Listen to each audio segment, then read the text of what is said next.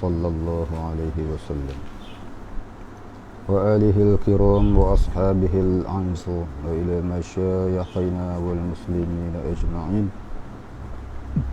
خصوصا إلى والدينا وأولادنا شيء لله الفاتحة. أعوذ بالله من الشيطان الرجيم. بسم الله الرحمن الرحيم. الحمد لله رب العالمين الرحمن الرحيم مالك يوم الدين إياك نعبد وإياك نستعين اهدنا الصراط المستقيم صراط الذين أنعمت عليهم غير المغضوب عليهم ولا الضالين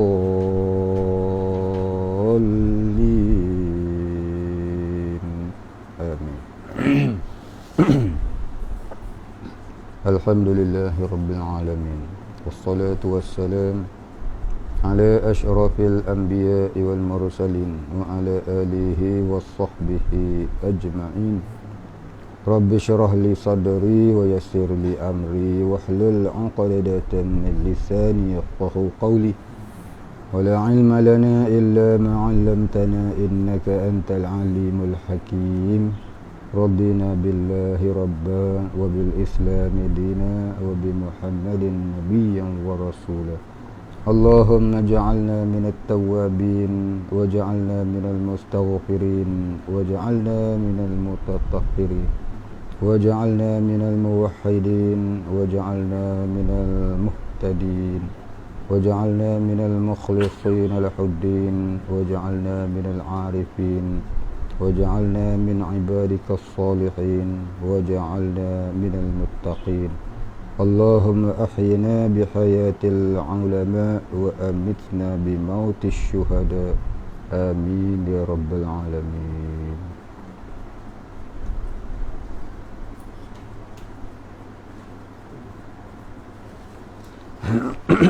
Kat mana berhenti? Buka surat.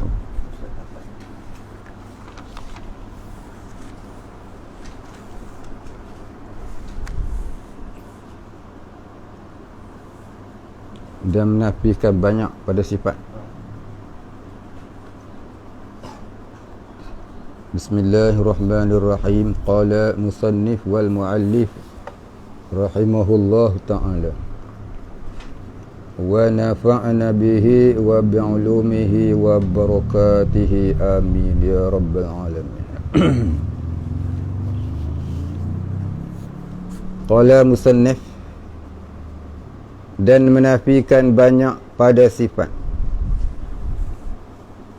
Muka surat 8. Dan menafikan banyak pada sifat melazimkan bahawa tiada sifat Allah itu berbilang.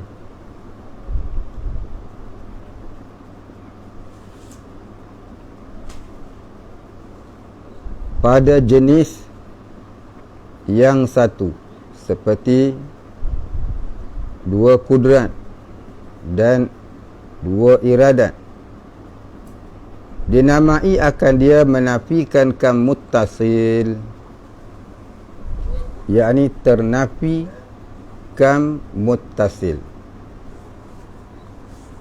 Baik, kata dia dan, yakni dan pada kata wal wahdaniyah itu.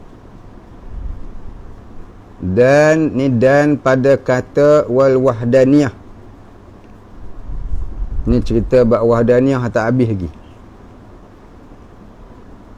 Menafikan banyak pada sifat, yakni ternafi sifat Allah Ta'ala itu berbilang-bilang. Dan menafikan banyak pada sifat, yakni ternafi sifat Allah Ta'ala itu berbilang-bilang. Menafikan dengan makna ternafi. Menafikan ni kita yang menafi. Adapun pada hak Allah memang sudah ternafi. Melazimkan, yakni mewajibkan. melazimkan, yakni mewajibkan bahawa, yakni dengan sendirinya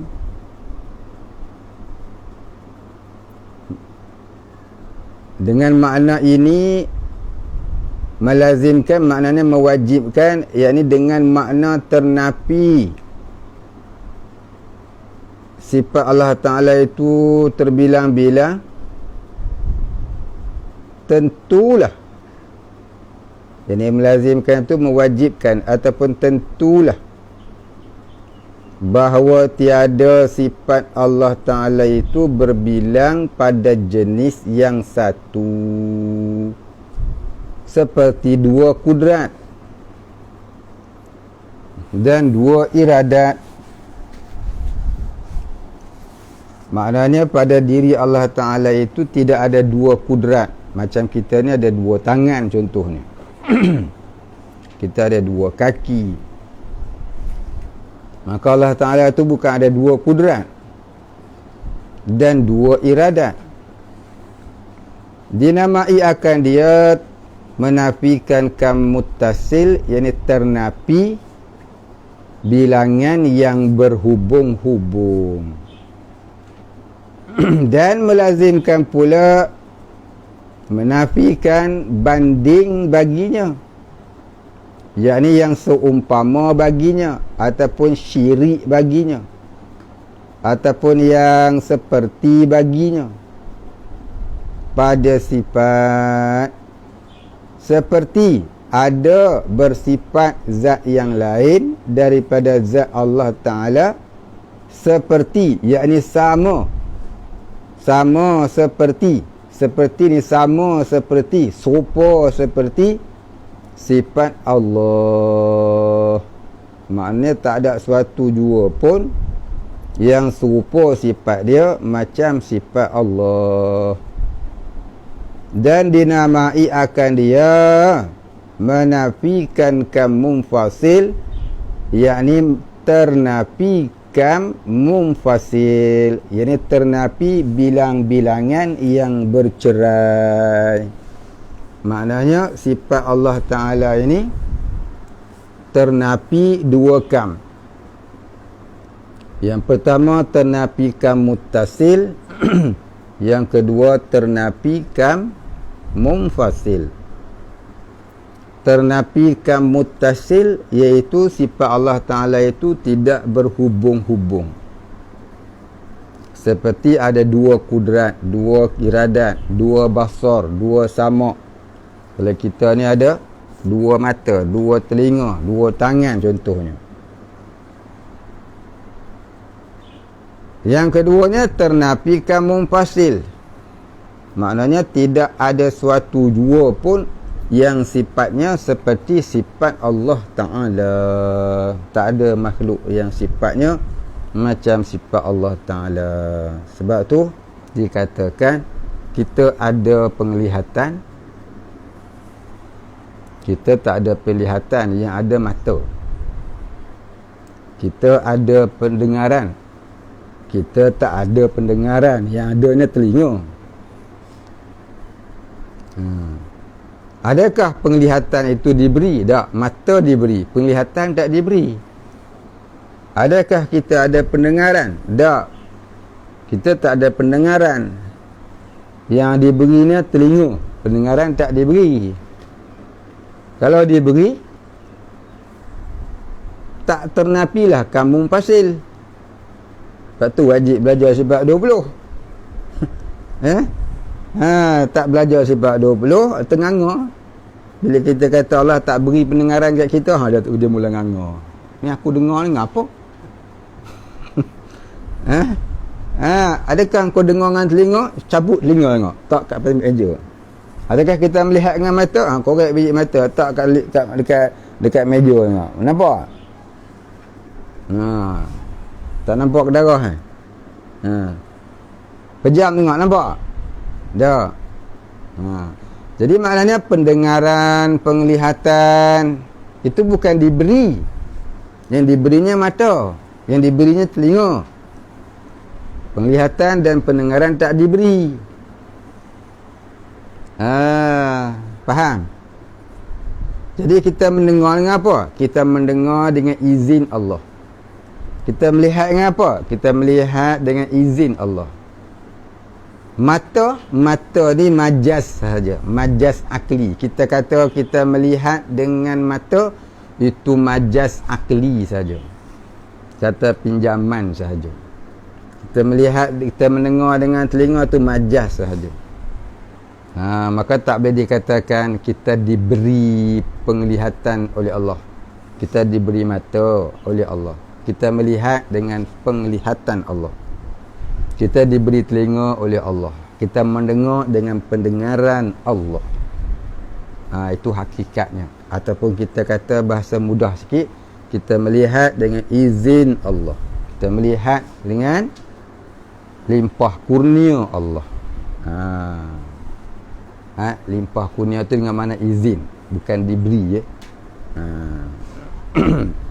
Baik, faham maksud tu. Mana dalil? La tudrikuhul absar wa huwa yudrikul absar. Dia tak dapat dilihat oleh pandangan mata, dialah yang memandang oleh tiap-tiap pemandangan mata. Jadi kita kata kita melihat, itu hanyalah majaz akli, kata pinjaman sahaja, bukan hakikat. Ya. Sebab tu wajib belajar sebab 20 ni, takut jadi syirik. Kita dan Allah Ta'ala ni tak berkongsi sifat. Kita dan Allah Ta'ala ni seperti mana kita selalu sebut, kita dan Allah Ta'ala ni, makhluk dengan Allah Ta'ala ni tidak bercerai dan tidak bersekutu. Tidak bercerai dan tidak bersekutu. Ni ta'rif, ni sifir dia. Apa maksud tidak bercerai? Tidak bercerai dengan mana? Tidak bercerai dengan makna gerak kita digerakkan oleh Allah, bukan gerak sendiri. Kelakuan kita dilakukan oleh Allah, bukan melakukan sendiri. Ya. Perbuatan kita diperbuat oleh Allah, bukan berbuat sendiri. Itu kata kita dan Allah tak boleh bercerai. Kita dan Allah tidak bercerai. Tidak bersekutu. Apa maksud tidak bersekutu? Iaitu, maksud kata tak bersekutu ni, makhluk tidak berkongsi sifat dengan Allah. Ya. Ni kata wahdaniyah pada sifat ni, menafikan kambung fasil. Wahdaniyah pada sifat itu ternafikan munfasil.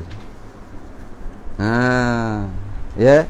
Maknanya tak ada sesuatu pun yang sifatnya seperti sifat Allah. Maknanya tak ada satu benda ni yang bersifat. Yang bersifat hanya Allah. Kita ni tak dinamakan sifat, dinamakan arad. Arad ni benda yang menumpang pada diri kita. Yang menumpang ni apa dia? Telinga. Yang menumpang tu apa dia? Mata. Pendengaran tak menumpang, tak ada. Bila kita mendengar tu sebenarnya pendengaran tu dihantar oleh Allah Ta'ala dengan tidak diketahui kafiatnya. Hakikatnya tu kita mendengar dengan pendengaran Allah. Atau kita kata apa tadi? Izin Allah. Maka tak boleh kita kata Allah beri pendengaran kepada kita. Kerana sifat Allah Ta'ala kalau dikatakan diberi kepada makhluk, maka itu mustahil. Maknanya tak masuk akal. Kalau kita kata penglihatan Allah tu diberi pada makhluk, ini mustahil. Tak masuk akal. Itulah maksud ternafikan munfasil. Boleh faham ke boleh reti? Dua-dua lah. Tak faham ke tak reti? Dua-dua juga. Ada muskil tak? Tak ada muskil. Boleh faham? Banyak kali dah hurai ni. Ya, baik.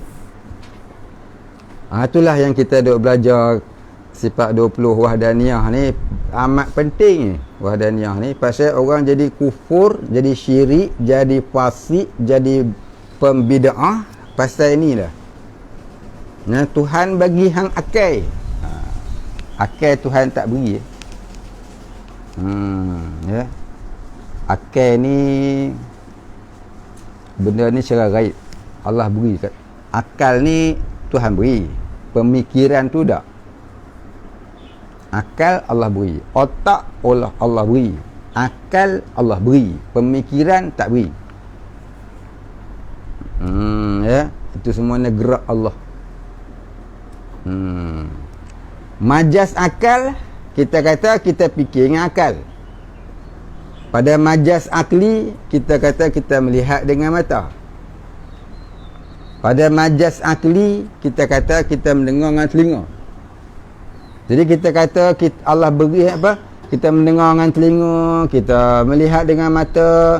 Itu pada majas akli, iaitu kata pinjaman sahaja, bukan hakikat. Ya, pada majas akli kita kata kita mendengar dengan telinga, kita melihat dengan mata. Pada hakikatnya kita mendengar dengan pendengaran Allah, kita melihat dengan penglihatan Allah. Ya, kita mendengar dengan izin Allah, kita melihat dengan izin Allah. Ni i'tiqad ni. Kalau salah i'tiqad jadi fasik. Salah i'tiqad jadi fasik. Jadi penglihatan, pendengaran, pemikiran, perasaan itu bukan diberi, ya. Itu semua digerakkan oleh Allah. Digerakkan oleh Allah atas muafakat iradah. Ala muwafiqatin iradah. Ala muwafiqatin iradah.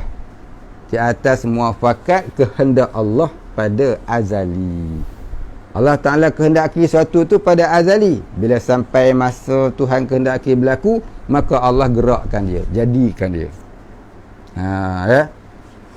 Allah kehendaki pada masa ini Allah Ta'ala, ya, takdirkan kita memandang kitab yang bernama Bidayatul Hidayah.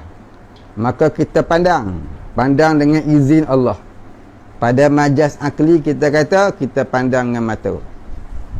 Pada hakikatnya kita pandang dengan izin Allah.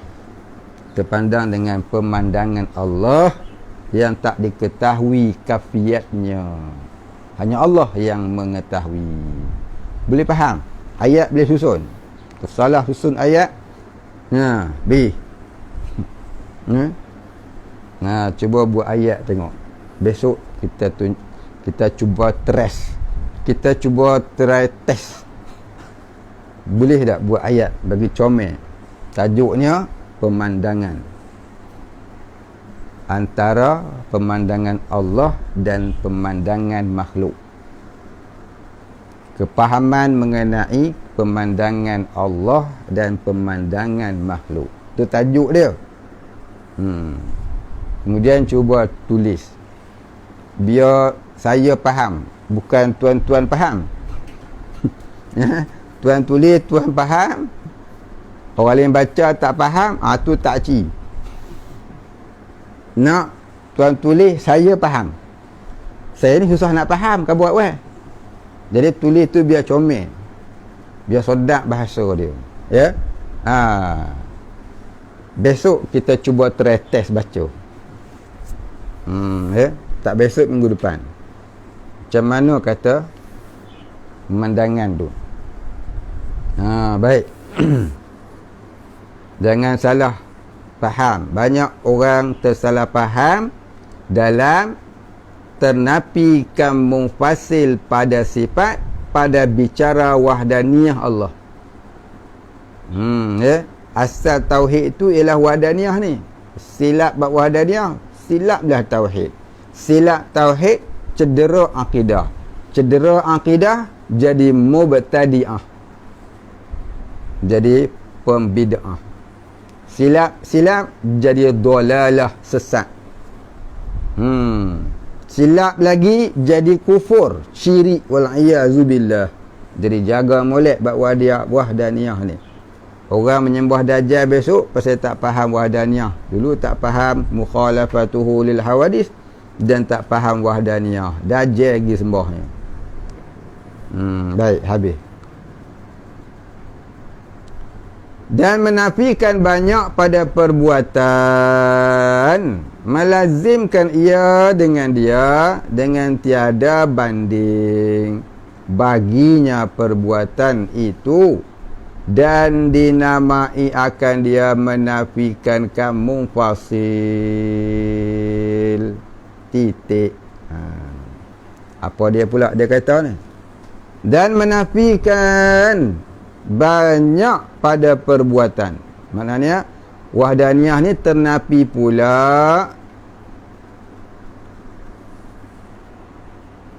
ada perbuatan yang lain yang serupa dengan perbuatan Allah. Itu mafhum dia.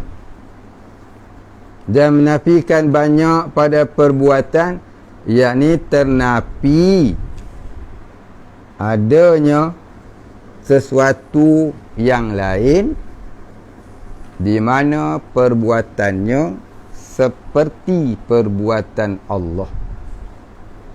Ya, ternapi adanya sesuatu yang lain yang perbuatannya seperti perbuatan Allah. Faham? Baik. Daripada makna ini melazimkan ia. Maknanya daripada makna ta'rif tadi ni, ta'rif menafikan banyak pada perbuatan tu, melazimkan ia, yakni mewajibkan ia dengan dia, yakni dengan makna yang disebutkan oleh musannif tadi. Apa dia? Menafikan banyak pada perbuatan tu, tiada banding baginya perbuatan itu. Maknanya tidak ada sesuatu yang mana perbuatan dia serupa dengan perbuatan Allah. Dan dinamai akan dia, dinamai akan dia akan ta'arif ini, akan pengertian ini. Dinamai akan dia akan pengertian ini, menafikan kam munfasil, yakni ternapi bilangan yang bercerai. Titik. Habis. Jadi kesimpulan dia, ya, kesimpulan dia, wahdaniyah itu ternapi 3 perkara.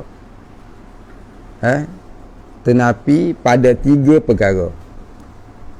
Wahdaniyah itu ternapi pada 3 perkara. Yang pertama, ternapi muttasil pada zat. Yang kedua, ternapi munfasil pada zat. Yang kedua, ya, yang pertama ternapi 2 perkara pada zat.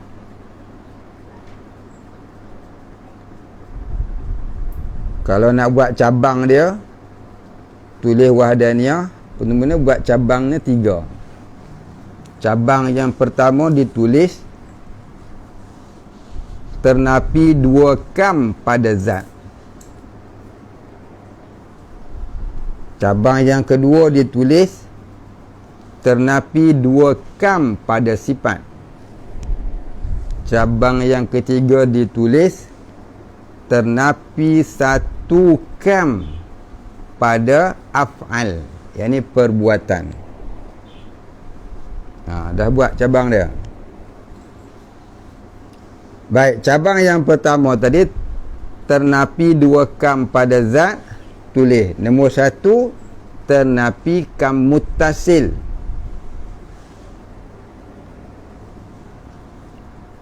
Iaitu zat Allah tidak berhubung-hubung atau berjuzuk-juzuk. Maka ternapilah Allah ada mata, Allah ada tangan dan seumpamanya. Yang kedua, ternafikan munfasil. Ternafikan munfasil maknanya ternafi bilangan yang bercerai. Ya, ternafi bilangan yang bercerai. Maknanya tidak ada suatu pun yang zatnya seperti zat Allah. Ataupun dengan makna yang lain, Allah itu tidak berbilang-bilang pada zatnya. Ya. Allah itu tidak berbilang-bilang pada zatnya seperti satu zat Tuhan di langit, satu zat Tuhan di arash, satu zat Tuhan di bumi, satu di lautan dan sebagainya. Ya, macam orang kafir, dia kata Tuhan tiga. Tuhan bapa, Tuhan ibu, Tuhan anak. Tu namanya kampung pasti dia tu. Bercerai. Macam Hindu, dia kata Tuhan tu ada tiga. Satu nama Siva, satu nama Vishnu, satu lagi nama Rama, satu lagi Rama. Macam agama Zoroaster, dia kata agama ni ada Tuhan ni ada dua. Satu Tuhan yang bawa cahaya, satu Tuhan yang bawa kegelapan. Sebab tu dia sembah api. Sebab apa dia panggil Tuhan yang bawa cahaya? Zoroaster ni adik-beradik Majusi menyembah api. Macam orang asli lautan. Orang asli lautan dia sembah api. Ada orang sembah matahari, macam orang Jepun. Macam-macam disembah. Akhir zaman ni orang sembah duit. Sembah duit. Baik, habis. Atau kata kam munfasil.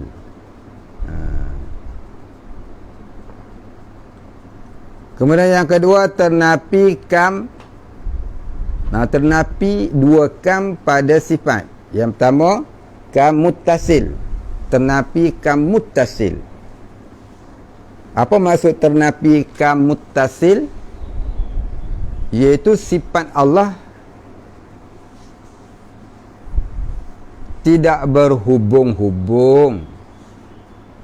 Setiap satu sifat Allah itu tidak berhubung-hubung dengan sifat yang lain. Setiap satu sifat Allah Ta'ala itu tidak berhubung-hubung dengan sifat yang lain. Seperti sifat kudrat, ada hubungan dengan sifat kudrat yang lain, seperti dua kudrat atau tiga kudrat. Contohnya seperti sifat iradat, adanya hubungan yang lain pada sifat iradat, seperti dua iradat ataupun tiga iradat. Contoh iradat lagu mana? Iradat Allah Ta'ala ni qadim lagi azali. Allah sudah menentukan tu pada azali. Belum ada makhluk, sudah tertentu apa kehendak Allah. Takdir Allah Ta'ala ni tak didahulukan oleh tiada. Takdir Allah Ta'ala ni sudah tertentu, tak ada mula bagi adanya. Ada Allah Ta'ala tu tak ada mula, takdir Allah pun tak ada mula. Ni nak faham lagu tu. Faham boleh Maka jangan kita salah faham. Allah turunkan musibah untuk melihat sejauh mana keimanan seseorang. Ayat ni seolah-olah Tuhan belum putus takdirnya. Allah belum memutuskan takdirnya. Nak kena tengok dulu, baru nak buat keputusan. takdir ni makna keputusan. Sebenarnya keputusan Allah tu qadim lagi azali. Jadi apa makna bahasa tu? Bahasa tu bahasa Quran. Ya. Itu namanya ayat ibham, ayat kesamaran. Ayat ibham, ayat kesamaran. Hakikatnya ayat tu nak cerita gini. Yang pertama, takdir Allah sudah ada pada azali.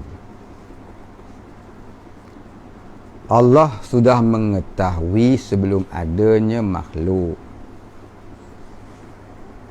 Maka ayat itu namanya ayat ibham, ayat kesamaran. Bukan dengan makna Tuhan kena nguji dulu baru dia nak faham. Bukan Tuhan kena uji makhluk dia dulu baru dia nak ada reti. Dah, bukan lagu tu. Kalau lagu tu bermakna sama dengan makhluk. Macam ahli sains, dia nak kaji baru dia tahu. Ya. Macam kita nak buat sesuatu, kita kaji baru kita tahu. Tu sifat kita, itu arad makhluk. Bukan sifat Allah, itu arad makhluk. Bukan sifat Allah. Dia kena faham yang tu. Jadi maksud kata ayat tadi ni, ya, maksud kata ayat Allah nak uji sebab dia nak tahu, ya. Maka ayat ini yang pertama sekali kita tawakuf pada Allah. Apakah mafhumnya? Pertama sekali kita kena tawakuf pada Allah. Apakah mafhumnya? Kerana yang kita faham dalam ilmu tauhid, takdir Allah itu muafakat dengan ilmunya. Allah mentakdirkan sesuatu dan Allah Ta'ala telah mengetahuinya pada azali, dan kita hanyalah menjalani takdir Allah itu. Dia tak mungkin Allah Ta'ala tak tahu kalau tak diuji. Diuji baru nak tahu, itu mustahil. Ya. Jadi ilmu Allah tu berhubung tak tahu dengan tahu. Tu kata ternapi kamu tasil tu. Tak tahu berhubung dengan tahu. Mula-mula tak tahu, dah uji baru tahu, itu berhubung. Nampak? Ternapi kamu tasil tu. Tak mengaji tauhid jadi lagu tu. Tuhan uji kau ni sebab Tuhan nak tengok sejauh mana keimanan hang. Cakap memang sedap. Kalau hang i'tiqad lagu tu jadi syirik. Zahir ayat tu kalau hang buat i'tiqad jadi syirik. Jadi zahir ayat tu kita tawakuf pada Allah. Mula-mula kena tawakuf pada Allah. Ya. Yang kedua, makna ayat itu pada pihak makhluk, pada pihak makhluk yang awam, pada pihak makhluk yang awam, segala musibah itu untuk mempertingkatkan imannya. Segala musibah itu hikmahnya untuk meningkatkan imannya. Itu pada pihak kita. Pada pihak kita, kita kata lagu tu. Pada pihak Allah Ta'ala, Allah dah tahu dah. Pada azali lagi, belum ada kita, Tuhan dah takdir dah, Tuhan dah tahu. Pada pihak kita nak bercakap, pada pihak kita nak bercakap, kita kata lagu tu. Ya. Baik. faham yang tu. Jangan dia buat i'tiqad kata Tuhan nak uji kita ni pasal Tuhan nak tahu. Itu bukan i'tiqad tu ya.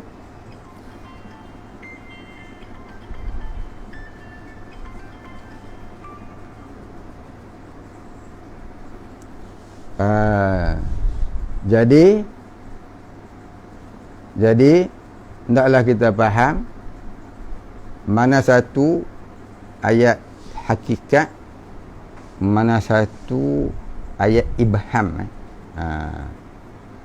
mana satu ayat muhkamat, mana satu ayat mutasyabihat. Baik, faham. Habis kita sambung bawah dia. Fahadhihi sittu sifatil ula nafsiyatun wa hiyal wujudu wal khamsatu mana dia wal khamsatu ba'daha salbiyatun. Wa hadhihi sittu sifatin al-ula ataupun sambung sifatil ula. Fa hadhihi sittu sifatin al-ula. Kalau kita sambung fa hadhihi sittu sifatil ula nafsiyatun wa hiyal wujudu al-khamsatu ba'daha salbiyatun. Maka inilah 6 sifat. Yang pertama dinamai akan dia sifat nafsiyah, dan iaitu wujud. Maknanya apa dia? Yang pertama dalam bicara dia dulu ni ialah sifat wujud. 6 perkara ni, 6 sifat ni, wujud, qidam, baqa, mukhalafatuhu ta'ala lil hawadis, qiyamuhu ta'ala binafsi, wahdaniyah. 6 lah. 6 ni yang pertama tu sifat nafsiyah nama dia, iaitu wujud. Dan makna nafsiyah itu iaitu barang yang tiada terima akal zat dengan ketiadaannya. Nafsiyah itu iaitu barang yang tiada terima akal zat, yakni tak diterima oleh akal, tidak diterima oleh akal akan adanya zat gitu. Tambah sikit, bukan tambah itu buat dobit tepi tidak tak faham dia punya tulis. Dan makna nafsiyah itu iaitu barang yakni sifat, iaitu barang yakni sifat. Barang-barang apa? Barang apa? Barang dapur ke barang apa? Tulis barang ni sifat, tulis barang tu sifat. Sagi barang apa pula ni? Ada barang ke? Ada. Tak pehun pula jadi. Iaitu barang ni sifat yang tiada diterima akal zat, yakni yang tak diterima oleh akal akan adanya zat gitu. Yang tiada diterima akal zat, yakni tak diterima oleh akal akan adanya zat dengan ketiadaannya, yakni dengan ketiadaan wujud. Titik. Maksudnya apa dia? Maksudnya tidak diterima sifatnya yang ada dan tak diterima akal adanya sesuatu kalau ia tidak bersifat ada. Maksudnya tu gitu Artinya tak diterima adanya sesuatu jika tidak ia bersifat dengan ada. Adanya sesuatu tu tak dapat diterima oleh akal akan adanya jika tidak ia bersifat dengan ada. Baik, bahasa tabligh tu namanya falsafah. Nah, ya belajar tauhid ni belajar falsafah. Pelajar PhD, ahli falsafah, filosof. Ilmu mantik. Jadi orang yang boleh tauhid ni dia dapat faham sekurang-kurangnya separuh dari bicara ilmu mantik, ilmu falsafah. Salah belajar tauhid jadi ilmu falsampah syarak. Jadi belajar betul tauhid, dia tak kena, dia kena tauhid. Tak kena tauhid jadi sampah masyarakat, jadi sampah kepada agama. Sampah agama ni lebih teruk daripada sampah masyarakat. Orang kata sampah masyarakat tu taik dadah, taik pehun. Ya. Baik. Sampah agama ni siapa? Siapa tak ada takwa, itu semua sampah agama. Siapa tiada takwa Allah, semuanya sampah agama. Sampah agama ni disebut dalam kitab, ya, di dalam padang mahsyar nanti umat manusia akan dihimpun 120 barisan, 119 semuanya sampah agama, tempatnya dalam neraka kekal. Sikit ke banyak? 120 barisan ni, 119 semuanya sampah agama, masuk neraka kekal. Satu saf saja yang Allah Ta'ala pilih. Dalam satu saf tu pula Allah bahagikan 73 kaum. 72 sampah pula lagi. Ada sampah ni kekal dalam neraka, ada sampah ni masuk neraka sementara sahaja, pasal jatuh hukum fasik dalam ibadah, dalam akidah, tak sampai jatuh kufur. Satu ni pula yang akan masuk syurga, itu pun ditapih-tapih lagi kepada 5 golongan. Apa dia?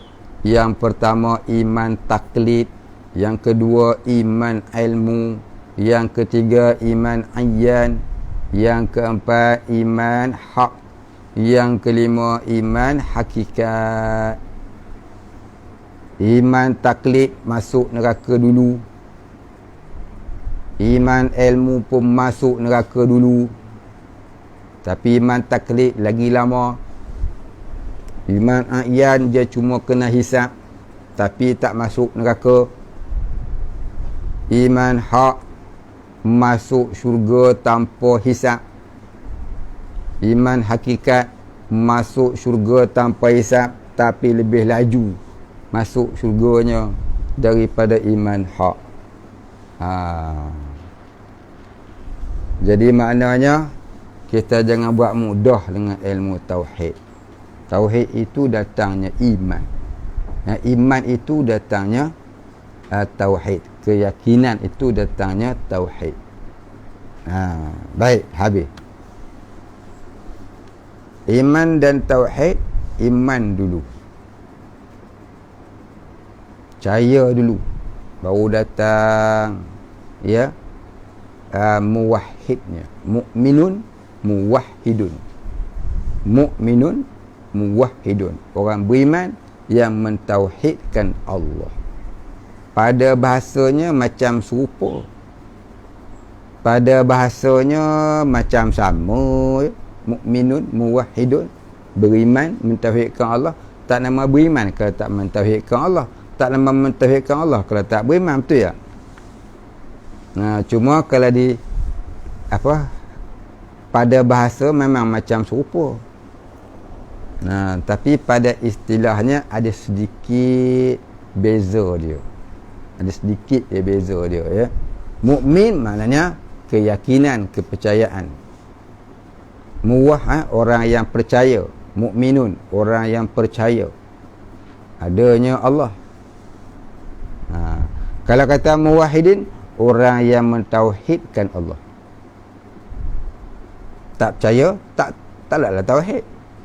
tak ada tauhid, tak adalah percaya. Itu pada bahasa disebut lagu tu lah. Pada bahasa ya.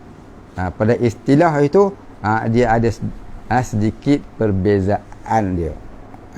Baik. Kita sambung tadi.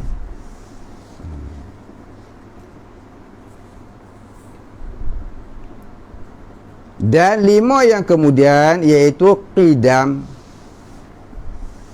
Apa dia 5 yang kedua? Iaitu baqa' dan mukhalafatuhu lil hawadis dan qiyamuhu binafsih dan wahdaniyah. Dinamakan dia sifat salbiyah. Dan makna salbiyah itu iaitu barang, yakni sifat yang menafikan akan barang yang tiada berpatutan dengan Allah, iaitu barang, yakni sifat yang menafikan, yakni yang menyatakan ternafi. Yang menafikan, yakni yang menyatakan ternafi.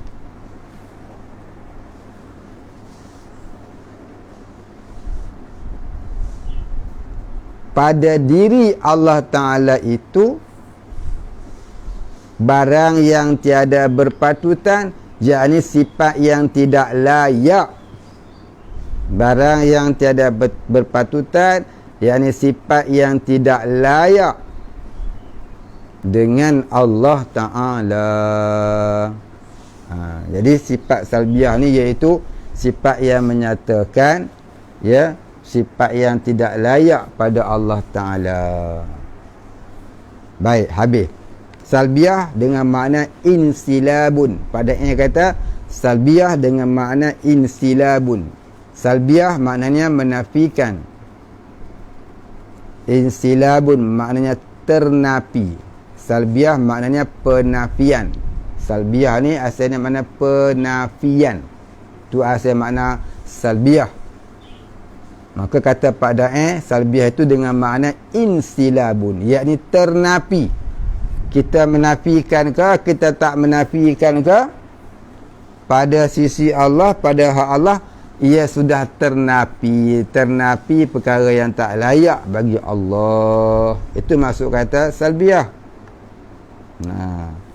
Baik. Jadi yang kata salbiah ni apa dia? Adakah kidam tu salbiah? Kidam makna sedia kala, takkan dia ternafi.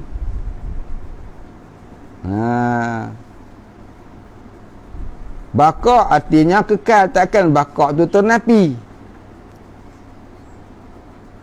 Wahdaniyah artinya esa, takkan esa tu ternafi. Sedia tu tak ternafi. Kekal tu tak ternafi. Siapa menafikan kekal, kafir. Siapa menafikan Allah Ta'ala tu kidam, kafir. Habis apa yang ternafinya dalam salbiah ni? Yang ternafi tu benda apa? Yang ternafi tu perkara yang tak layak bagi Allah tu. Apa dia? Kidam artinya sedia. Mafhumnya Allah tidak ada mula. Ada mula tu yang dinafikan dengan kita kata tidak ada mula. Tidak ada mula tu lah namanya salbiah. Ada mula tu kita kata salbiah. Kita kata tidak ada mula. Kita menafikan Allah Ta'ala tu ada mula tu namanya salbiah. Kita menafikan Allah Ta'ala tu musnah tu namanya salbiah. Menafikan perkara yang tak layak bagi Allah. Ini banyak kali dah cerita. Baik, habis. Yajibu lahu ta'ala sab'un sifatin tusamma sifatil ma'ani. Yajibu lahu ta'ala sab'u sifatin tusamma sifatil ma'ani. Kemudian maka wajib bagi Allah Ta'ala 7 sifat. Dinamai akan dia sifat ma'ani. Dan dinamai pula sifat akram, sifat kemuliaan. dan sifat zat, ini sifat yang berdiri di zat Allah. Maka adalah bagi sifat yang 7 ini 3 namanya. Apa dia? Sifat akram, sifat zat, dinamakan juga sifat, dinamakan juga sifat apa?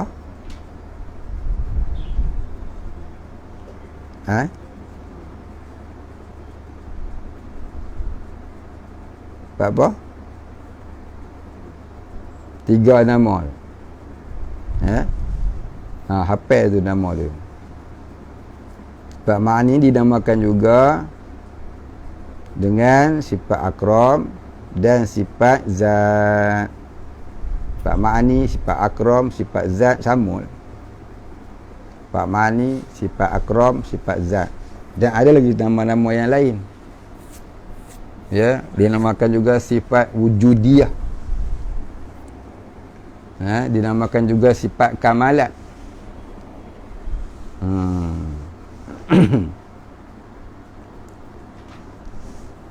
Baik, kita sambung.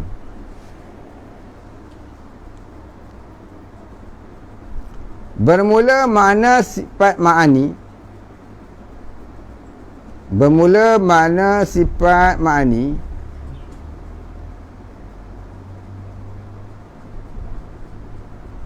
itu, iaitu tiap-tiap sifat yang maujudah berdiri ia dengan yang maujud, mensabitkan baginya hukum. Boleh faham? Boleh faham mana dia? Baik, tengok saya nak sebut. Tengok dobit dia molek-molek. Nak khabar sekali je. Bermula makna sifat ma'ani itu, yakni ta'arif sifat ma'ani. Bermula sifat ma'ani, ta'arif sifat ma'ani, pengertian sifat ma'ani, iaitu tiap-tiap sifat. Bila kata tiap-tiap ni, makna sifat tu banyak, bukan sikit. Sifat tu tak terhingga banyaknya. Yang wajib kita tahu 7. Ya, itu maksud kata tiap-tiap.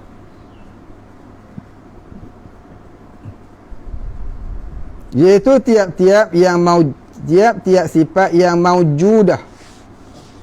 Ini tiap-tiap sifat yang bangsa ada, yang jenis ada.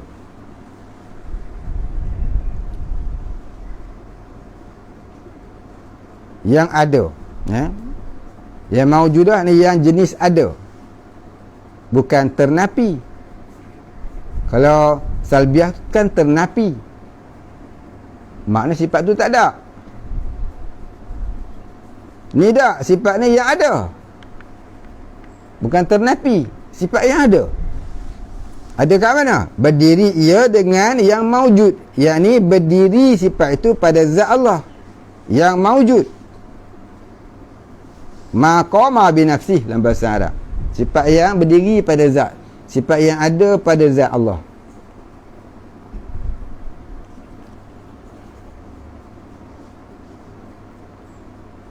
Maksud kata yang ada ni apa dia?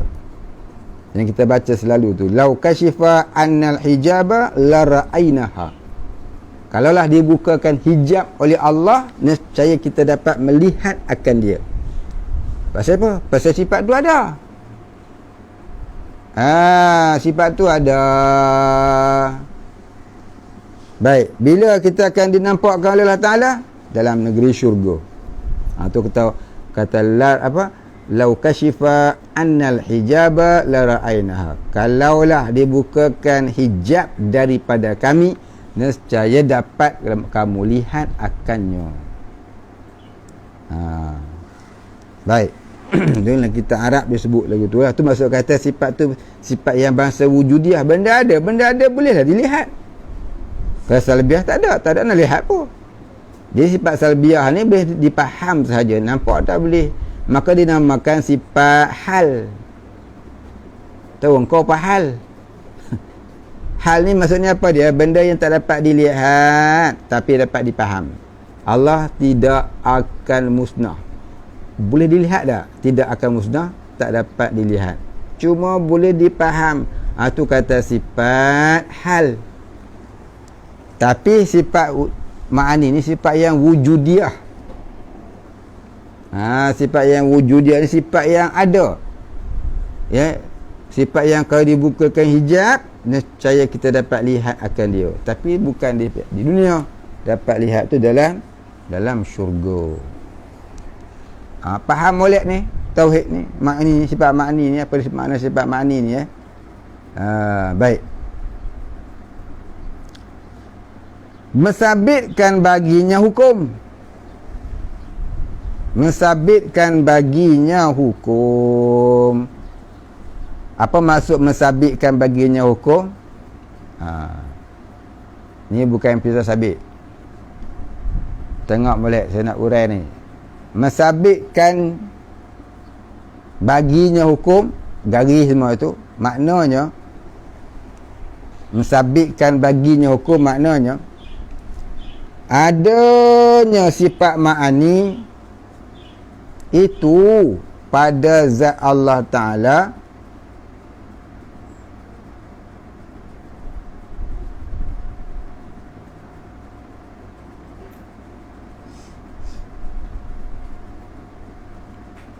adanya itu pula selama-lamanya.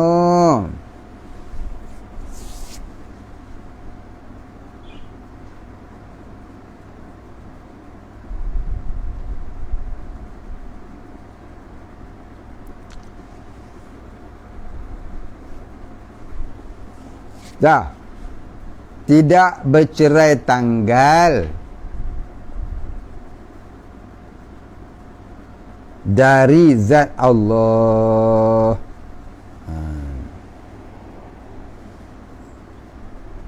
Maknanya tulis buat titik.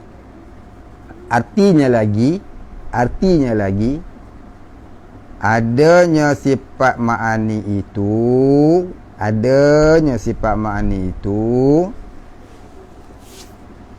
tentu pula adanya sifat maknawiyah.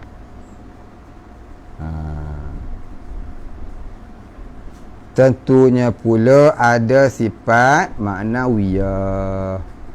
Adanya sifat makni itu tentunya pula ada sifat maknawiyah. Apa sifat maknawiyah? Ma mulazimatun alal ma'ani.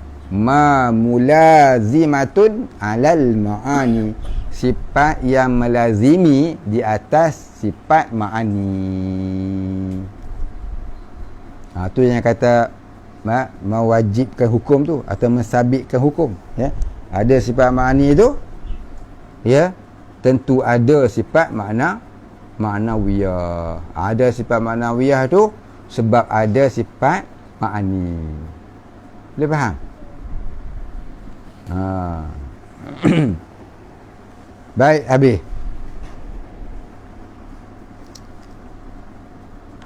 Jadi sifat ma'ani ni nak cerita sikit dalam kitab tak ada. Jadi kalau rajin tulis, malas pun tulis. Ma'ani artinya maksud ataupun tujuan. Itu asal makna ma'ani.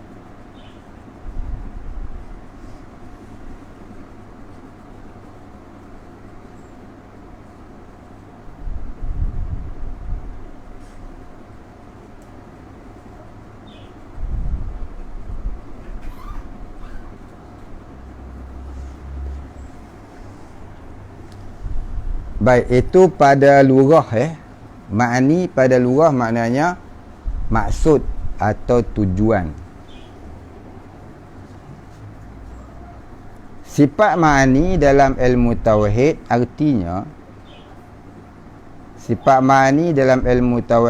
artinya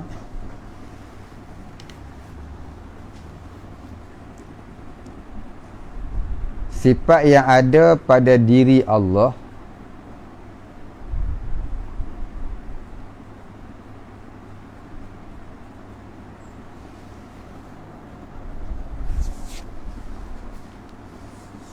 koma tidak terhingga banyaknya. Allah jua yang tahu. Titik.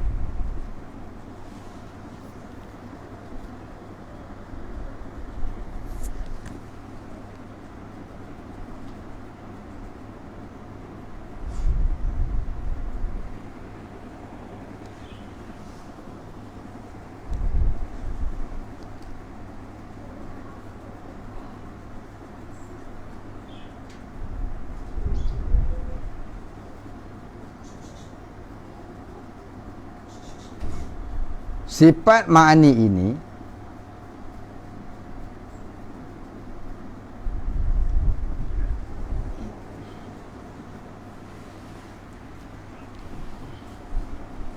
antaranya ialah kudrah.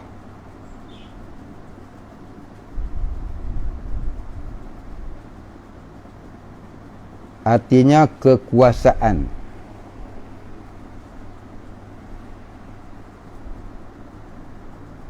Titik.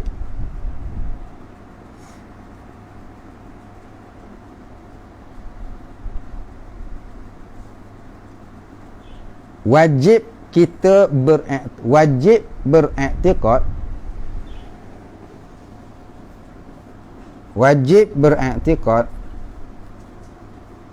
Allah berkuasa dengan zatnya yang bersifat kudrah.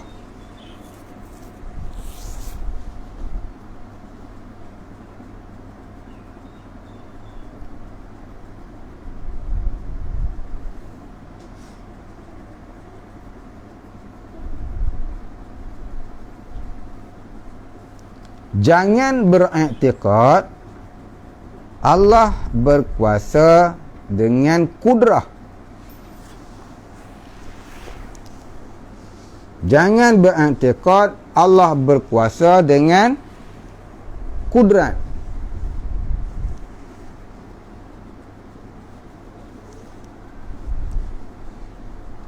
Titik.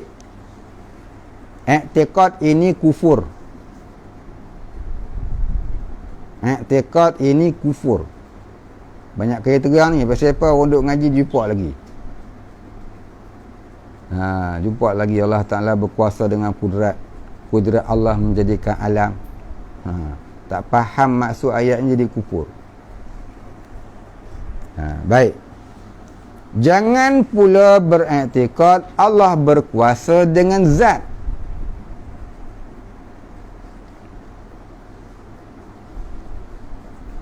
Ini i'tiqad Mu'tazilah Qudriyah yang fasik. Jangan beriktikad Allah berkuasa dengan zat. Dengan zatnya dengan zatnya. Ini i'tiqad Mu'tazilah Qudriyah yang fasik. Dah. Jangan pula beriktikad Allah berkuasa dengan qadirnya. Qadirnya, qaf dal ya ra, qadirnya.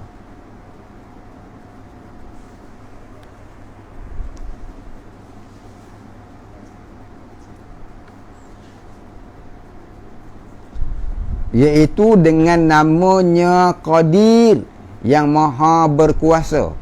Pak kurungan ya. Yang maha berkuasa. Jangan pula beriktikad Allah Ta'ala berkuasa dengan Qadirnya. Titik. Iaitu dengan namanya Qadir. Artinya yang maha berkuasa. Qadir maknanya yang maha berkuasa.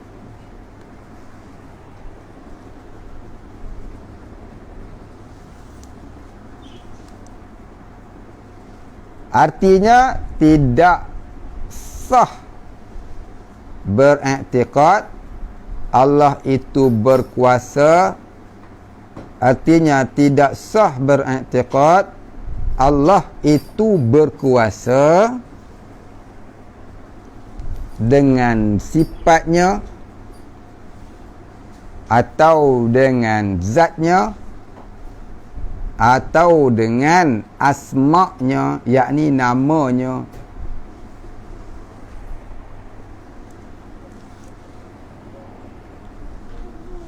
Dah.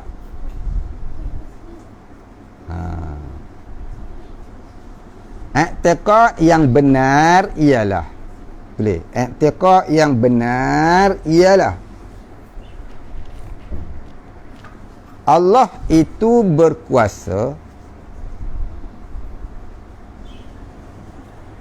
dengan zatnya yang bersifat kudrah. Allah itu berkuasa dengan zatnya yang bersifat kudrah. Titik. Tulis nombor 2 pula. Allah itu melihat dengan zatnya yang bersifat basar. Titik. Lambat tulis, tak jadikan ni. Nombor 3. Allah itu mendengar dengan zatnya yang bersifat sama.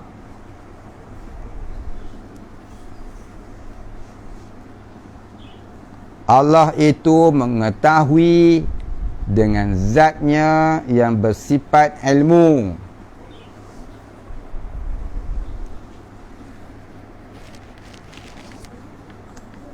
Allah itu menentukan dengan zatnya yang bersifat iradah.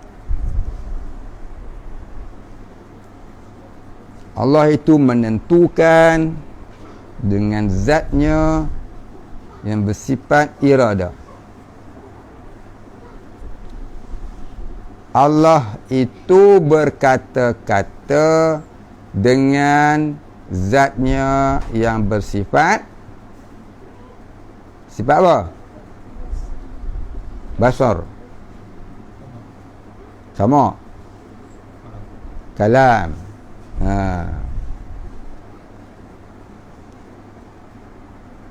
Baik, habis.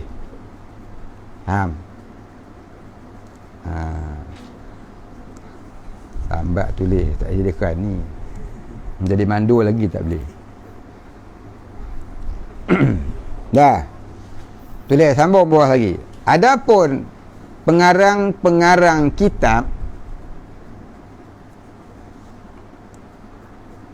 yang menulis di dalam kitab mereka, adapun pengarang-pengarang kitab yang menulis di dalam kitab-kitab mereka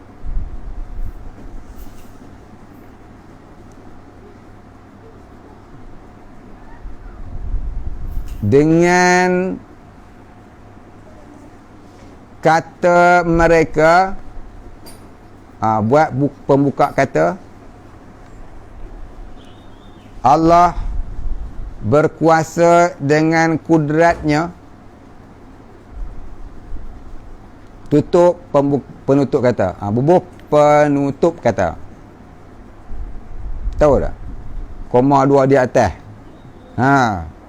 Alah lama dah tinggal sekolah, lupa pembuka kata ni menatang apa ustaz? Itu monyet di hutan nama dia. Lama tinggal sekolah tak ingat dah. Ingat lah, ingat Ingat ke tak ingat? Ingat belaka lah, saja lawak je.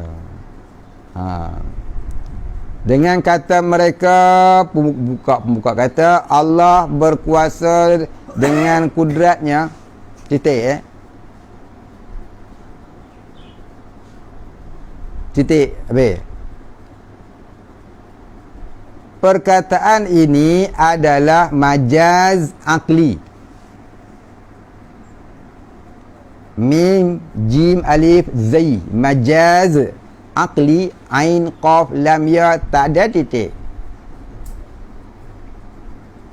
majaz akli, buat kurungan kata pinjaman, titik, bukan hakikat, bukan hakikatnya,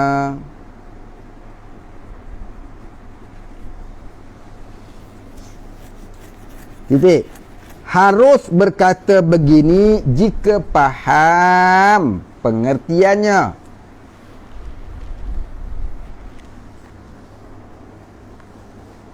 Haram berkata begini jika tidak faham maknanya.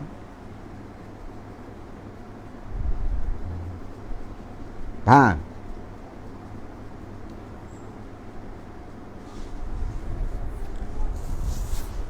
Namun jadi kufur jika beriktikad begini. Dah 3 hukum. Harus berkata kalau faham. Haram berkata kalau tak faham. Kufur kalau beriktikad. Faham? Lepas ni jangan tanya dah. Kalau orang ajar lagu ni, dia mungkin tak salah. Orang hak dengar tu tak faham 3 pengertian ni, barangkali jadi salah. Faham tak? Jaga Malik. Banyak orang duk kata Allah melihat dengan basarnya. Betul tak? Kalau dia faham apa maksud, tak apa. Dia faham ini majaz akli, tak apa. Ya. Tapi kalau tak faham, cakap lagu tu jadi haram. Dalam kitab tauhid yang lain dia kata haram berkata Allah Ta'ala berkuasa dengan kudrat selagi tidak beriktikad. Jika buat iktikad jadi kufur. Baik, kita akan jumpa dalam kitab usul tahqiq lu ada disebut, kalau tak salah. Ya, ingat tak? Ingat? Tak ingat dah. Zikir banyak, kitab juga nak tengok Zikir banyak sangat pun tak bagus juga kalau ilmu lupa. Zikir, sebaik-baik zikir ialah zikrul ilmi. Inna zikrul ilma, inna zikru inna apa dia kata? Lupa dah. Sesungguhnya mengingati akan ilmu itu, saya nak ingat lebih baik daripada menyebut zikir yang tidak ingat kepada Allah. Sesungguhnya mengingati ilmu itu lebih baik daripada zikir yang tidak ingat kepada Allah. Sebab apa? Zikir ilmu itu membawa kepada ingat Allah. Jadi banyak zikir, banyak baik hang tengok kitab. Telaah kitab banyak-banyak. Hafal kitab tu. Dulu orang dulu hafal kitab. Ni zikir banyak-banyak, tanya wujud artinya apa pun tak tahu. Zikir banyak, sehari 1 juta tu dia. Mak, hai. Engkau selawat sehari apa? 10,000. Masya-Allah. Pasal apa? Tak masuk neraka. Tanya-tanya, ma rabbuka? Siapa Tuhan kau? Tuhan ku Allah. Betul tak?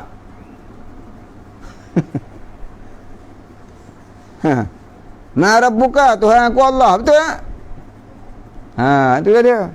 Pasal apa? Zikir banyak, ngaji malah.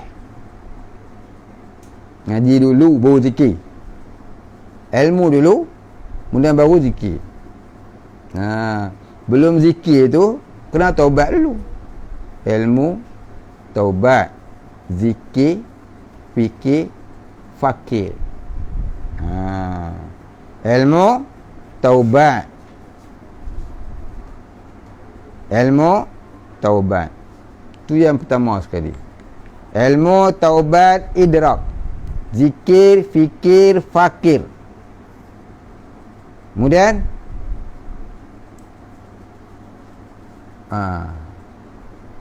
kemudian muraqabah.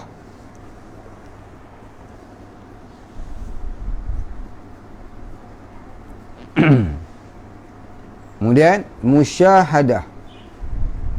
Kemudian ma'rifatullah. Tu 9 tingkatan menuju Allah. Ya. Taubat, ilmu dulu. Ilmu, taubat, idrak. Fikir, zikir, fakir. Muraqabah, musyahadah, ma'rifatullah. Itu jalan nak menuju kepada Habibullah, jadi kekasih Allah. 9 tu Baik, sebelum kita duduk zikir, ilmu dah tak lagi. Kena tulis sebelum kita berzikir, taubat dah lagi. Dua ni belum selesai, jangan kau langkah naik ke muraqabah tu koi. Nak muraqabah konon, muraqabah nama ni taubat pun tidak. Nak tafakur nama nak taubat pun tak, dia fikir ke lain lagi. Zikir banyak-banyak pasal nak kaya. Itu jadi apa? Zikrul dunia, zikrul pulus wal mulus. Yang akhirnya zikrul mampus. Tak jadi zikrullah. Kalau hati, jadi kita zikir ni, kita nak duit banyak. Kita zikir apa? Zikir bagi hilang rasa nak duit. Macam mana aku nak pakai duit banyak bayar hutang? Yang ustaz ni kita zikir supaya hilang perasaan nak duit. Tak bayar hutang aku ni. Baik tak usah zikir je. Tu cerdik punya orang. Hang nak minta satu benda dekat orang, hang jangan turun minta. Hang kena bodek dulu. Hang kena puji dia, kipeh dia, bagi rapat dengan dia, dia syok kat hang, sayang kat hang. Besok hang tak payah minta, dia bagi dah. Cerdik tak? Jadi kita ada masalah dengan Allah Ta'ala, kita zikir banyak bukan sebab nak minta. Kita zikir banyak pasal kita nak rapat dengan dia. Bila kita rapat dengan dia, hasbi Allah. Hasbunallah wa ni'mal wakil. Barulah boleh jadi orang bertawakal. Faham tak? Kita ada masalah, kita mengadu kepada Allah Ta'ala, bukan nak bagi Allah Ta'ala bebaskan kita daripada masalah kita. Kita ni dunia, masalah tu dunia, hang nak selesai dengan dunia, dunia campur dunia, jadi apa? Duniawi. Hang ada masalah dengan dunia, hang kena selesai dengan akhirat. Hang ada masalah dengan akhirat, hang kena selesai dengan Allah Ta'ala. Kita ada masalah dengan dunia, kita kena selesaikan dengan akhirat. Kita ada masalah dengan akhirat, kita kena selesai dengan Allah Ta'ala. Dari ahli dunia, jadilah ahli akhirat. Jadi dari ahli akhirat, jadilah ahlillah. Baru betul cara kita selesaikan masalah. Kalau kita ni ada masalah dunia, kita nak selesai dengan dunia, mari dunia jadi bertambah dunia. Jadi apa dia? Tutup lubang, gali lubang, tutup lubang, lubang lain pula busat datang. Kau gali lagi, kau tutup lagi. Kau gali lagi, kau tutup, akhirnya kau tutup dengan lubang 6 kali 4 kaki. Tu lubang last. Orang lain tolong gali. Akhirnya masalah tak selesai. Betul tak? Cannot stop, that's problem. Pasal apa? Lubang sudah makan tuan. Tinggal tiang kat dua kat atas. Tu pun 2 kaki setengah tiang. Tu pun kok nasib anak tu sayang mak bapak beli batu nisan. Kalau tidak, dia buah apa dah? Buah batu tepi jalan dah. Ni tanda kubur pak kita dia kata. Faham? Jadi jaga molek. Masalah dunia nak selesaikan dia dengan akhirat. Masalah akhirat nak selesaikan dengan Allah Ta'ala. Dari ahli dunia berpindahlah ke ahli akhirat. Dari ahli akhirat berpindah kepada ahlillah. Baru betul cara menyelesaikan masalah. Kita ada masalah dunia, jangan minta pada Allah Ta'ala supaya Allah Ta'ala selesaikan masalah itu semata-mata tanpa kita menghampikan diri pada Allah. Kita rosak kereta, kita pergi jumpa pomen ke ataupun pomen mai jumpa kita?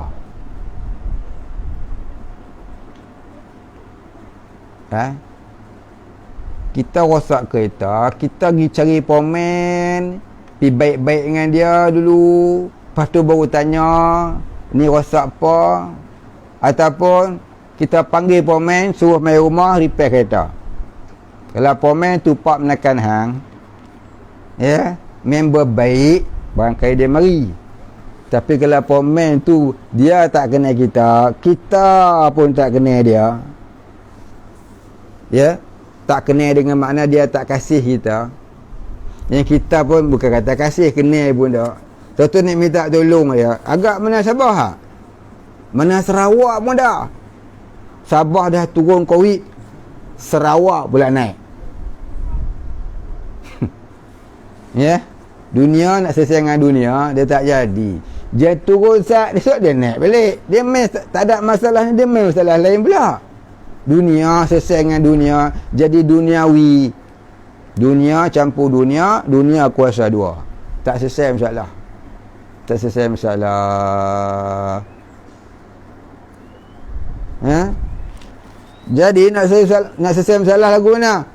Kereta kita rosak, jangan kau panggil pomen. Kau bawa kereta tu, towing lah. Pergi jumpa pomen. Pergi khabar, suruh saya punya kereta cik rosak ini. Cakap lemah lembut. Jangan sembang huajang dia. Oi pomen, main dia. Kereta aku rosak, repair. Kerang juga. Tidak aku tembak, mampu. Hang lah mampu kena langgar nge-stem roll dia nanti. Dia. Lagu tu cakap. Kurang haja, susah. Masa senang hantar ingat, jumpa pun tak angkat tangan, tiba-tiba susah, kereta rosak, panggil aku pula aku aja, aku bakar tang dia. Nah itulah dia, silat-silat minta doa dengan Tuhan, jadi apa, bahan api neraka ya. Jadi kita nak minta doa dengan Tuhan bila kita susah. Jangan minta dengan mengadu apa masalah kita, tentang dunia yang kita tempuh. Bila kita susah, jangan kita minta doa kepada Allah supaya selesaikan tentang dunia yang kita tempuh. Jadi kita tu orang yang biadab, kurang haja, tak reti nak mengenang kebaikan Tuhan. Jadi manusia bodoh bangang lagu tu jangan. Tu namanya orang tak ngaji tauhid, tak ngaji tasawuf. Orang nak buatlah, kita jangan. Jadi bila kita ada masalah, dalam keadaan kita ni salah besar dengan Allah Ta'ala tu banyak, mula-mula jangan minta dihilangkan masalah. Kita minta Allah Ta'ala terima dulu kita ni sebagai hamba yang ia kasih. Apa dia? Hadiri majlis ilmu, kemudian taubat sampai idrak, kemudian jadilah ahli zikir, orang yang ingat Allah. Bila orang tu jadi ingat Allah, segala masalah dunia terselesai dengan sendiri. Yang ni kita kena yakin. Allah jadikan kita, Allah tahu apa masalah kita, Allah tahu bagaimana nak hilangkan dalam hati kita. Kita ni, bila kita tak ingat Allah Ta'ala, itulah masalah dunia sebenarnya. Tak ada masalah jadi masalah. Masalahnya kerana kita lupa Allah. Bila kita lupa Allah, tak ada masalah lah jadi masalah. Tak ada masalah pun jadi masalah. Itulah masalatul kabir sebenarnya. Masalah besar kita ni bukan COVID-19. Masalah besar kita ni bukan hutang banyak. Masalah besar kita ni bukan sakit. Masalah kita ni bukan ekonomi merudum. Masalah kita sebenarnya bukan kena buang kerja. Masalah kita ni bukan dihina orang. Masalah kita sebenarnya tiada ma'rifatullah. Rabi'atul Adawiyah tidur atas bata hati dia boleh mutmainnah, senang, tenang. Nabi Isa alaihissalam tidurnya berlantaikan tanah, bersilingkan langit, berlampukan bintang dan bulan. tenang jiwa dia. Itu menunjukkan bukan tak ada duit itu masalah. Masalahnya kerana kita tidak ma'rifatullah, tak nak kembali pula pada ma'rifatullah. Fa in tanaza'tum fi syai' faradduhu ila Allah wa rasul. Maksud kata faradduhu ila Allah wa rasul, iaitu kamu hendaklah menjejaki sunnah Nabi hingga kamu menjadi habibullah. Hendaklah kamu mengikuti sunnah Nabi hingga menjadi habibullah. Baru namanya fa in tanaza'tum fi syai' faradduhu ila Allah wa rasul. Bukan masalah penjarakan sah, bukan masalah pakai masker, pakai apa, pakai topeng tak pakai topeng, itu pekah ya. Ya, kau tak pakai ke, kau pakai ke, itu pekah ya. Ya, itu bukan masalah utama. Masalah buat sejadah tebal ke tak tebal, itu pekah. Jadi yang paling utamanya itu dia tadi, menuju kepada ma'rifatullah. Ya, menuju kepada mengenal Allah. Habis itu orang beruzlah, bersuluk, mayang seorang-seorang, mana ada sah pun. Baik. Jadi yang itulah yang paling penting. Apa dia tadi?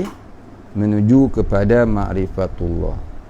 Jadi ya, suatu ketika dulu saya pernah jumpa tok guru saya, almarhum Tuan Guru Haji Ujang qaddasallahu sirrah, anak murid Tuan Tulis Ismail dan anak murid Tuan Husin Kedah.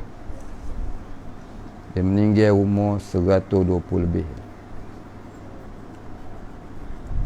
Bila saya tanya masalah dunia kat dia, itulah jawapan dia. Ya. Jadi saya bawa jawapan tu, ya. Lama saya dapat jawapan dia. Lamanya nak dapat. Tu pun tak dapat habis lagi lah. Baru dapat debu-debu dia. Bila kamu ada masalah dunia, jangan kamu merayu kepada Tuhan dengan masalah dunia yang kita tempuh ni.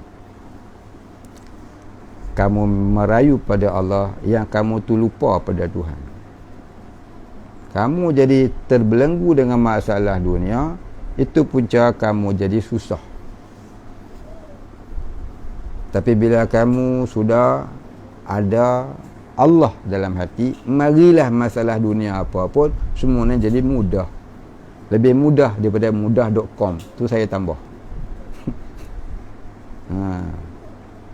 Ya. Cuba lihat kisah Sayyidina Isa alaihi salam, Rabi'atul Adawiyah, ya, qaddasallahu sirrah. Jadi maknanya masalah dunia jangan diselesaikan dengan dunia, jadi duniawi. Masalah dunia hendaklah dia selesai dengan akhirat. Masalah akhirat diselesaikan dengan masalah dengan Allah. Ahli dunia hendaklah menapak jadi ahli akhirat. Ahli akhirat hendaklah mendaki jadi ahlillah. Itu namanya fa in tanaza'tum fi syai' faradduhu ila Allah war rasul. Ya, kata ulama sufi. Jadi ya, kita ni makin doa makin susah hati. Pasal apa? Apa yang dia hajat tak didapati. Akhirnya kita jauh hati, nak beramal lagi. Seterusnya kita pun berhenti. Akhirnya kita mati. Jumpalah di dalam kuburi. Di sana baru kita menyesal. Rupanya selama ni aku salah mencari. Cari Tuhan bila masalah, tinggal Tuhan bila no problem. Itu kata biada. Bila ada COVID baru nak kunut nadilah. Belum ni baca kunut pun tak. Yang kata baca kunut mayang subuh pun tak. Sudah.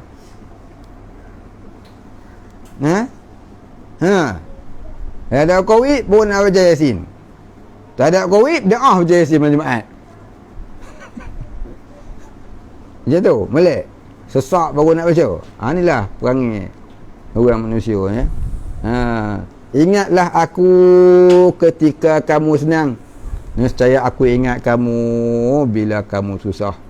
Maksud hadis kursi. Jadi bila kita ada masalah, kita doa dengan Tuhan, kita taubat semua dosa kita. Masalah kita aku serah padamu ya Allah. Umpamanya kita nak merayu tentang COVID-19 ni, ya Allah aku serah padamu. Tentang ekonomi aku ni, ya Allah aku serah padamu. Tentang hutang aku ni banyak, ya Allah aku serah padamu. Yang aku nak kau ampun dosa aku. Terimalah aku sebagai hamba-Mu. Aku nak kembali ke sisi-Mu seperti mana yang kau kehendaki. Terimalah aku, terimalah aku. Cukup. Masalah jangan disebut. Biadab. Biadab. Tak pernah mengaji tauhid, tasawuf, dengar pening. Jadi COVID-19 ni, kalau kau nak baca kunut nazilah, baca. Tapi jangan lupa minta supaya ampunilah dosa-dosa kami yang sengaja menjahilkan diri dari makrifahkan-Mu ya Tuhan, ya Rabbi, ya Ilahi. Kita lupa Tuhan, lepas tu dah datang masalah, minta tolongan Tuhan. Malu sikit. Muka tak ada malu, muka tembok. Siapa? Kita semua. Jangan kata orang. Kita sendiri ni pun ada masalah, baru nak minta dengan Tuhan. Betul tak? Jadi apa? Biadab. Suruh ngaji tauhid tak nak. Tiba-tiba doa, nak minta doa dengan Tuhan. Tuhan pun tak kenal. Ya? Baik faham tadi ya? Ni kaedah dia. Baik, sekian dia maklumkan. Mana dah tadi kita nak berhenti dah. Kita berhenti situ, mana nak berhenti ni. Dan keluar dengan sifat yang maujudah situ bukan? Tanda situ.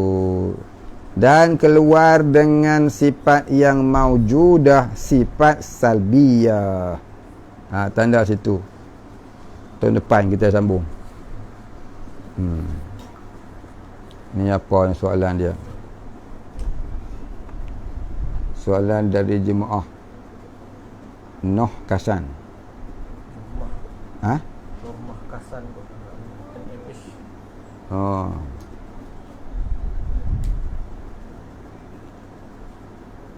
Mohon pencerahan dan penjelasan bagaimana penerimaan dan pemahaman tauhid kita terhadap konsep usaha dan tawakal terhadap satu-satu perkara atau kejadian yang sudah ditakdirkan atas ketentuan Allah. Soalan ni saya dah jawab lama dah. Bab takdir. Faham dulu makna usaha. Ni jawapan yang ke-43 kali. Baik, tak apa. Dah tanya, kita jawab. Sebab tu saya suka orang tanya. Walaupun dah 119 kali, jadi sekali lagi itu cukup 120 barisan tadi. Mudah-mudahan yang ke-120 ni boleh faham ya. Lepas ni siapa yang tanya, minta yang dengar tolong jawab pula. Baik. Mula-mula kita nak faham sekali, apa makna usaha hamba? Apa makna usaha hamba? Ta'arif dia, pengertian dia. Baik, ta'arif usaha hamba. Siapa yang tanya ni tolong tulis ya. Jangan tanya dengar tak tulis. 40 kali tanya pun tak faham. Confirm. Baik, apa makna usaha hamba? Tajuk dia usaha hamba. Pengertian usaha hamba. Baik. Pengertian usaha hamba. Titik tutup tajuk dia. Hamba tidak boleh memberi bekas.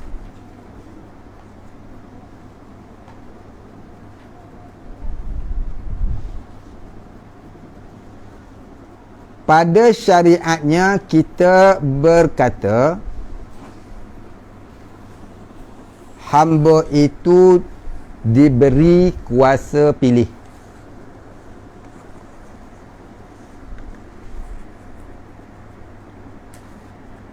Buat kurungan, pada hakikatnya kuasa pilih itu, buat kurungan, tulis, pada hakikatnya kuasa pilih itu pun telah ditakdir oleh Allah pada azali. Koma, tutup kurungan.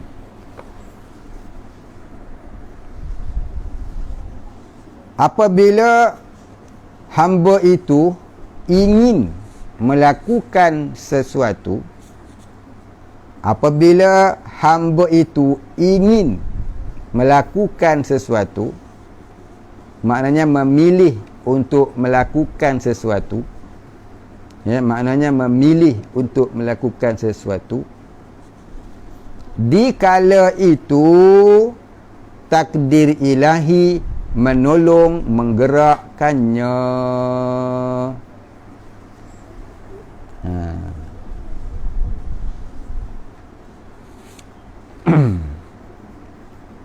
Saya ingat tok guru saya dulu, almarhum Tuan Guru Syekh Haji Abdullah Sijang, Qadi Port Dickson. Dia kata apa? Hamba itu tidak boleh memberi bekas, tetapi hamba itu diberi kuasa pilih. Apabila hamba itu hendak memperbuat sesuatu, dikala itu takdir ilahi menolong menggerakkannya. Itu bahasa susunan dia sendiri, ya. Syekh Abdullah Sijang, Qadi Port Dickson. Dia pernah ngaji di Mekah bersama dengan tok guru saya, almarhum Tuan Guru Haji Omar Zuhdi, Pondok Lanai. Ambil tarekat di Mekah, ya, tarekat Ahmadiyah dengan Syekh Syafi'i, seorang murabbi. Jadi tuan-tuan dirahmati Allah, yang terutama yang bertanya, kalau kita lihat makna usaha itu ialah satu yang telah ditakdir oleh Allah pada azali. Sebenarnya kita hanyalah menjalani takdir Allah. Pada hakikatnya kita hanyalah menjalani takdir Allah, tetapi kita tak dapat nak rasa. Perasaan kita hanyalah menjalani takdir Allah kerana hati kita tertutup dengan ananiyah dan dosa-dosa.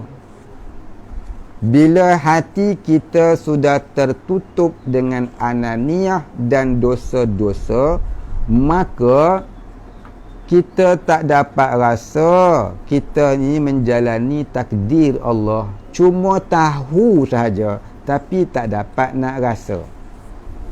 Bila kita tak dapat rasa, maka jadilah kita ini terperasan gerak kita, kemahuan kita tak terasa gerak kita digerakkan Allah, tak terasa kemahuan kita adalah takdir Allah. Maka semakin lama perasaan itu menghijabi hati, menindingi hati daripada ma'rifatullah. Itulah kita duk rasa kita. Bila kita ngaji tasawuf, suruh tawakal, di samping tak meninggalkan usaha, maka kita duk faham usaha dan tawakal itu benda yang berlainan. Baik, kita lihat pula apa maksud tawakal. Jadi kita orang awam yang sudah terdinding hati dengan hijab ananiah dan dosa ini, yang tak dapat nak rasa perbuatan kita digerak oleh Allah, keinginan kita adalah takdir Allah, kita duk rasa kita baru nak menapak pergi kepada ma'rifatullah, maka hendaklah kita mujahadah hendaklah kita ambil faham, kita ni orang baru yang masih tak reti, yang baru nak belajar dengan Allah Ta'ala. Bukan belajar dengan saya, bukan belajar dengan cikgu, tapi nak belajar dengan Allah. Maka kita hendaklah ikut step by step. Ibaratnya baru masuk darjah 1, yang pertama mengaji jangan tinggal, taubat jangan tinggal. 2 perkara ni jaga. Ngaji jangan tinggal, taubat jangan tinggal.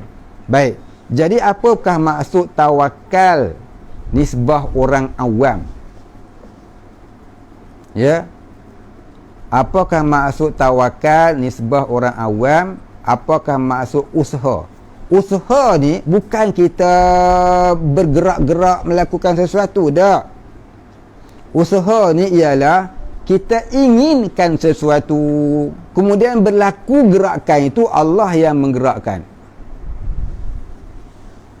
Usaha ni bukan kita menggerak-gerakkan, tak. Usaha ni ialah kita inginkan sesuatu. Itu masuk usaha. Kasbun. Ya, kasbun. Ataupun ikhtiyariyah. Ikhtiyariyah maksudnya keinginan kita sesuatu tu. Kemudian bila berlaku tu, itu bukan kita dah, itu Allah yang menggerakkan. Contohnya kita nak makan cendol. Kita teringin nak cendol tu, teringin tu kita yang ingin. Bila kita ambil cendol dalam mulut, itu Allah gerakkan. Kita mamah dalam mulut, itu Allah gerakkan. Masukkan ke dalam mulut pun Allah yang memasukkan. Sampai ke perut, itu pun Allah yang memasukkan. Kita rasa kenyang, Allah yang mengenyangkan. Faham tu? Jadi usaha ni bukan kita ambil, kita buat kerja tu, bukan. Usaha tu pilihan kita. Kita nak tu kata usaha. Bila berlaku, itu perbuatan Allah.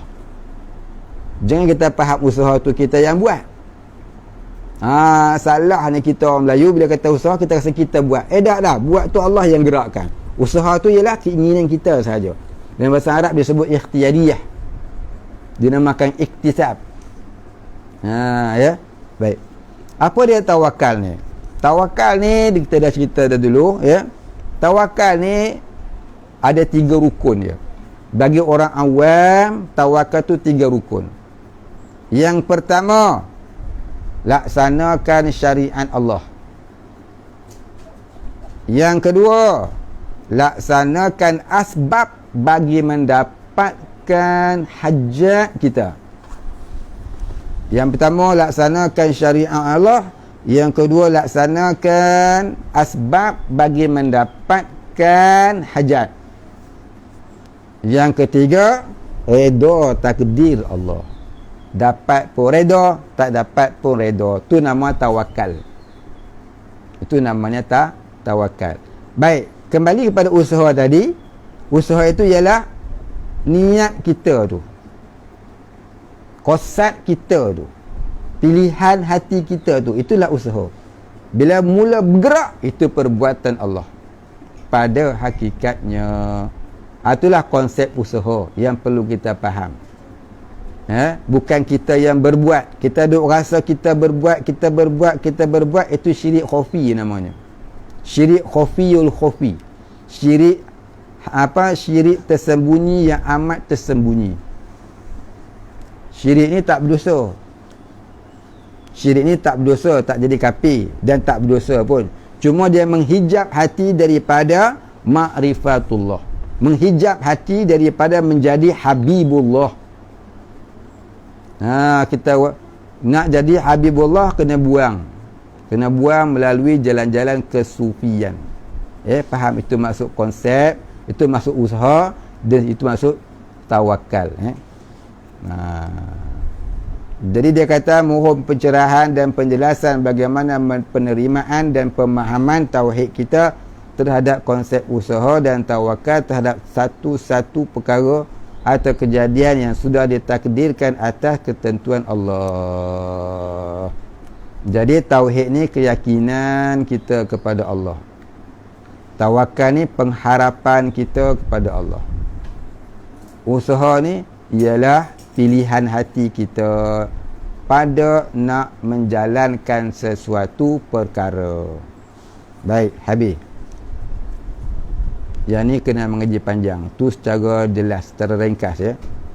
Yang kedua, penerangan berkenaan wahdatul wujudiyah. Ini lagilah saya dah hurai 14 kali dah, saya rasa. Wahdatul wujud ni maksudnya ya kesatuan yang ada. Itu maksud kata wahdatul wujud, kesatuan yang ada. Ada yang satu.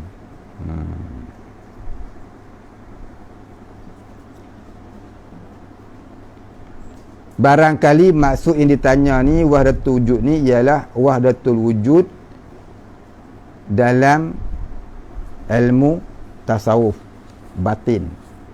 Ya. Saya dah terang banyak kali wahdatul wujud ni ialah seperti mana kata Nabi, anta budallaha ka'annaka tarah. Engkau beribadah kepada Allah seumpama engkau melihat Allah. Ini bukan darjah orang awam, ya, ini bukan darjah orang biasa macam kita. Ini darjah kewalian, orang yang sentiasa ingat Allah dalam jaga, dalam tidur. Dalam tidur pun dia ingat Allah. Inilah darjah wahdatul wujud. Maknanya apa yang ia lihat, apa yang ia dengar, apa yang ia buat, sama ada dalam duduk, sama ada dalam gerak, sama ada dalam diam, dia ingat Allah. Tu kata wahdatul wujud. Apa yang dia buat, dalam apa situasi pun dia ingat Allah. Ini kata wahdatul wujud. Apa yang ia lihat, dia ingat Allah. Apa yang dia buat, dia ingat Allah. Apa jugalah keadaan situasi dia ingat Allah, wala tidur sekalipun. Itu maksud wahdatul wujud secara ringkasnya. Baik. Untuk keterangan yang lebih lanjut, sila buka ya rakaman-rakaman yang lepas-lepas. Saya tak mau urai panjang dah pasal masa dah pukul 11. Dah sampai landing time. Ini satu soalan lagi. Kenapa ulama tidak meletakkan sifat hayah selepas sifat wujud? Yang mana hayah disusun dalam sifat ma'ani nombor 4. Sebab sifat ini antara salah satu sifat yang penting jika dibandingkan dengan sifat-sifat kidam, baqa', mukhalafatuhu dan sifat-sifat yang lain. Mohon pencerahan.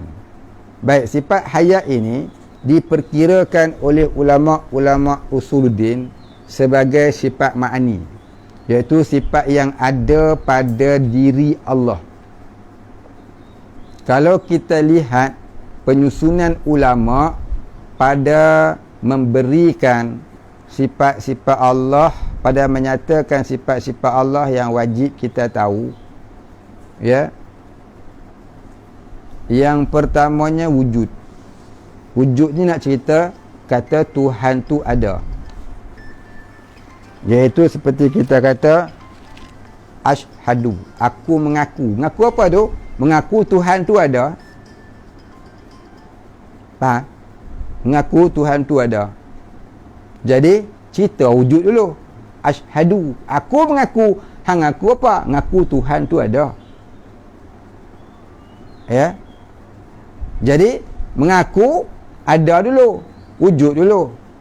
La ilaha, tidak ada Tuhan.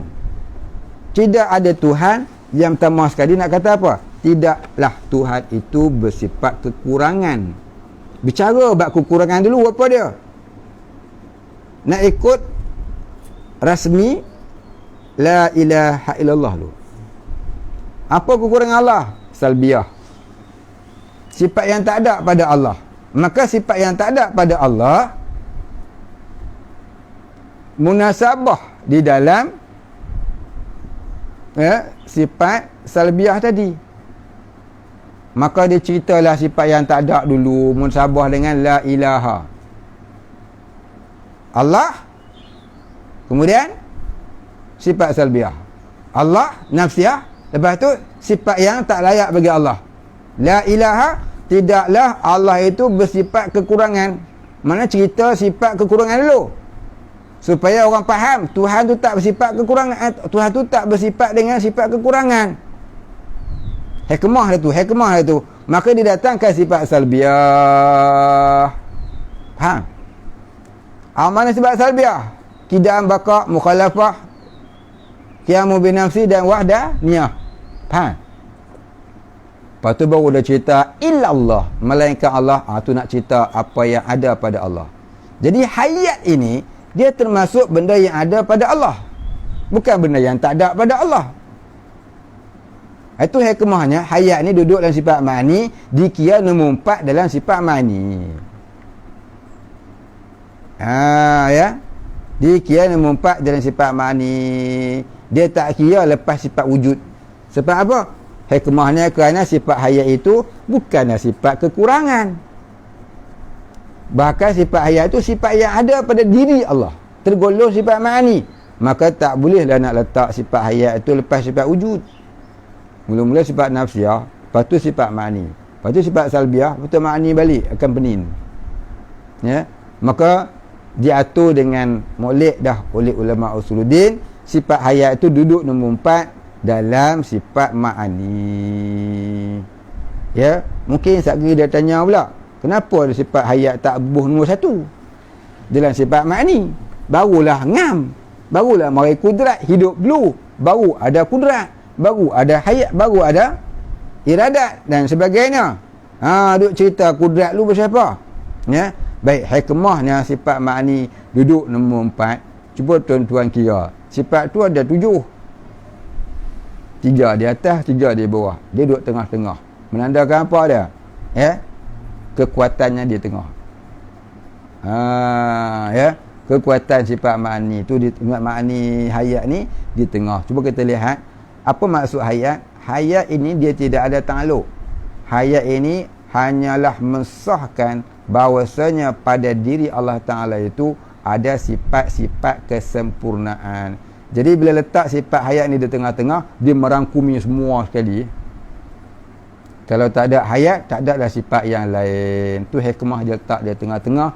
Ya, hikmahnya bagi merangkumi semua sifat-sifat ma'ani yang lain. Kenapa? Sifat hayat ni tidak ada ta'aluk, hanyalah menentukan zat Allah Ta'ala itu bersifat dengan segala sifat-sifat kesempurnaan. Kerana kalau tidak ada hayat, tentu tidak ada sifat kesempurnaan. Ya, cuba tengok pusat pemerintahan Malaysia di mana? Kuala Lumpur, Putrajaya. Duduk tengah-tengah Malaysia. Orang panggil pada pusat negara. Jadi duduk tengah-tengah tu, hikmahnya ialah menyatakan sekelilingnya tu di bawah pemerintahannya. Jadi semua sifat-sifat ma'ani itu disahkan adanya sifat hayat. Wallahu alam. Kita tanya awal lain pula. Satu sekat tu. Baik, kita berhenti sekat tu, insya-Allah kita sambung. Ila akhirih wallahu a'lam. Wala ilma lana illa ma 'allamtana innaka antal alimul hakim.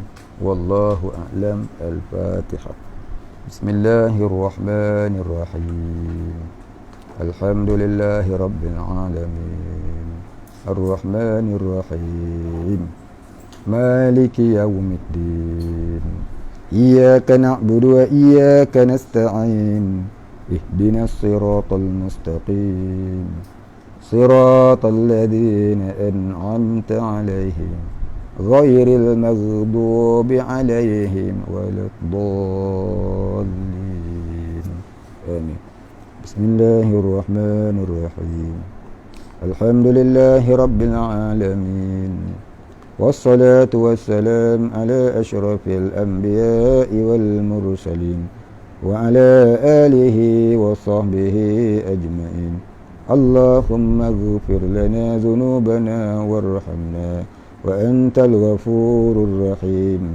اللهم اغفر لنا ذنوبنا ولوالدينا وارحمهم كما ربيانا صغارا ولمشايخنا وللمسلمين أجمعين برحمتك يا أرحم الراحمين.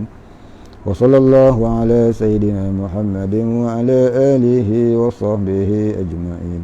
سبحان ربك رب العزة عما يصفون وسلام على المرسلين Walhamdulillahi rabbil alamin. Taqabbalallahu minna wa minkum.